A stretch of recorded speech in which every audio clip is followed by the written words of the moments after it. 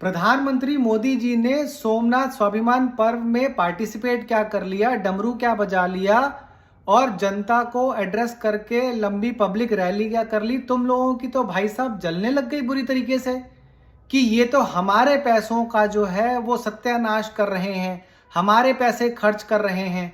बेटा बताऊं कि भारत का इतिहास क्या रहा है, किसने क्या क्या पैसे खर्च किए हैं। तुम्हारे जो चच्चा नेहरू हैं वो 3 बार अमेरिका की यात्रा पे गए थे और वहां पे जब पहली बार यात्रा पे गए थे ना 1949 में, 3 हफ्ते की यात्रा थी वो। और किस लिए थी? सिर्फ और सिर्फ सैर सपाटे के लिए थी। कोई उन्होंने वहां पे जाके गवर्नमेंट का कोई साइन नहीं किया था एमओयू। उन्होंने जब उनसे पूछा गया कि आप इस विजिट पर आए हैं तो आप अपने देश के लिए क्या कहना चाहते हैं, क्या लेके जाना चाहते हैं, उन्होंने कहा वो सब मेरा सेक्रेटरी देख लेगा, मैं तो यहाँ पे घूमने आया हूं। यही नहीं, 3 हफ्ते वो वहां पर जो है सिर्फ घूमे फिरे नहीं। उनकी बेटी इंदिरा गांधी जब उसने कहा कि पापा आप तो वहां पे घूम रहे हो, हम लोग यहाँ पे इंडिया में सड़ रहे हैं, उसके लिए स्पेशल वही प्लेन जो है वापस इंडिया गया।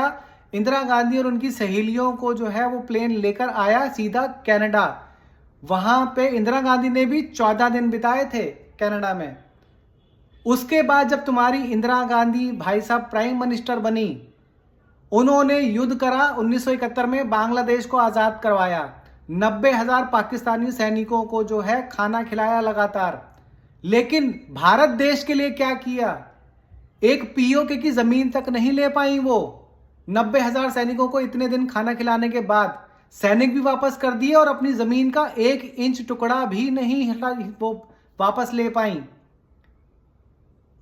और बताऊं, राजीव गांधी के बर्थडे पर जो है वो नौसेना का जहाज विक्रांत, उसको जो है वो किराए पर नहीं, माफ कीजिएगा, उसको जो है वो बकायदा रोक कर उसके ऊपर बर्थडे मनाया गया था। हवाई जहाज जो है सरकारी वो इस्तेमाल होते थे बर्थडे मनाने के लिए, हवाई जहाजों में केक कटता था। नेहरू जी की ही बात सुन लो, और नेहरू जी के कपड़े जो हैं वो इस्त्री होकर लंदन से आते थे, उनके कपड़े पेरिस से आते थे।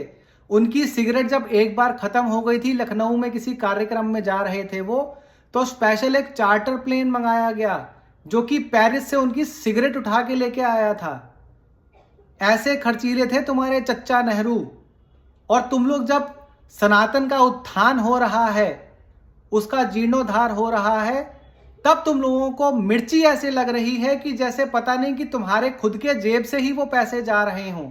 जा भी रहे हैं ना तो भैया अगर थोड़ा सा तुम दान पुण्य कर दोगे ना हिंदू धर्म के लिए, तो तुम्हारा ही भला होने वाला है आगे जाके।